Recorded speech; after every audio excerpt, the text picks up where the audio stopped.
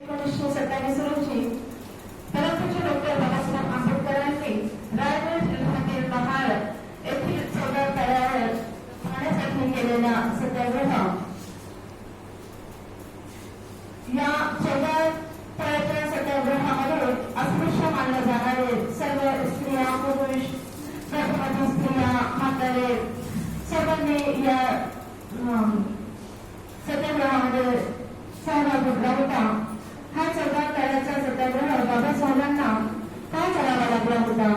ज्यावेळेस 14 तळ्याचा सत्याग्रह करण्यात आले होते त्यावेळेस भारतात ब्रिटिशांचे राज्य होतं आणि ब्रिटिश सरकार यांनी 14 तळ्यावर सार्वजनिक सर्वांसाठी मोकळं केलं होतं। या 14 तळ्याचे पाणी सर्व प्राणी कुत्रे मांजरे डोळ्या जनावर पिऊ शकत होते, मात्र अस्पृश्य दलित समाज हा पाणी पिऊ शकत नव्हता, कारण भारतामध्ये वर्णवाद जातीवाद मोठ्या प्रमाणामध्ये होता। ब्राह्मण क्षत्रिय वैश्य आणि शूद्र या 4 वर्णामध्ये समाजाची रचना केली होती।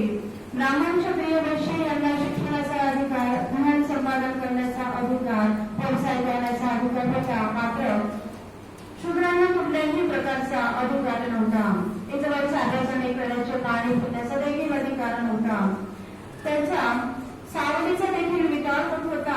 अशा वेळेस ब्रिटिश सरकारने 14 तळे हे सार्वजनिक केल्यानंतरही सर्व लोकांसाठी जरी मोकळे केले होते तरी सुद्धा अस्पृश्यांना त्या तळ्याचे पाणी घेऊ देत नव्हते आणि म्हणून बाबासाहेबांनी 20 मार्च 1927 रोजी महाडच्या तळ्यावर सर्व लोकांना आपल्या सोबत घेऊन गेले व सर्व अस्पृश्य समाजाने या तळ्याचे पाणी प्याले। त्यानंतर 14 तळे हे अस्पृश्यांच्या स्पर्शाने तळ्याचे पाणी बाटले म्हणून स्वतःला क्षत्रिय ब्राह्मण आणि वैश्य म्हणणाऱ्या लोकांनी या सत्याग्रहामध्ये 14 तळ्यात गायीचे या सत्याग्रहामध्ये आलेल्या सर्व लोकांना मारहाण केले होते व 14 तळ्यात गायीचे शेण व गोमूत्र घालून त्याचे शुद्धीकरण करण्यात आलं होतं, पाण्याचे शुद्धीकरण करण्यात आलं होतं। त्या काळच्या वृत्तपत्रामध्ये या घटनेची फार निंदा झाली। बाबासाहेब म्हणतात, या सत्याग्रहाची आवश्यकता का? आमच्या मंगटात एवढे ताकद आहे, आपल्या घरी विहिरी खोदून पाणी पिऊ शकतो, पण याची आवश्यकता का? कारण आम्हाला माणूस म्हणून जगण्याचाही अधिकार नव्हता आणि स्वतःच्या आत्मसन्मानासाठी व माणूस म्हणून जगण्यासाठी अधिकाराची ही लढाई होती। बाबासाहेब म्हणतात, जो व्यक्ती आपला इतिहास जाणतो तोच इतिहास घडवू शकतो, जो स्वतःचा इतिहास जाणत नाही तो इतिहास घडवू शकत नाही।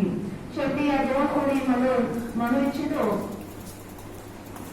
गांधी तुमच्या सत्याग्रहाला चव नाही आली मिठाने, गांधी तुमच्या सत्याग्रहाला चव नाही आली मिठाने, भीमाचा लढा चौकार झाला आल्याच्या एका भटाने।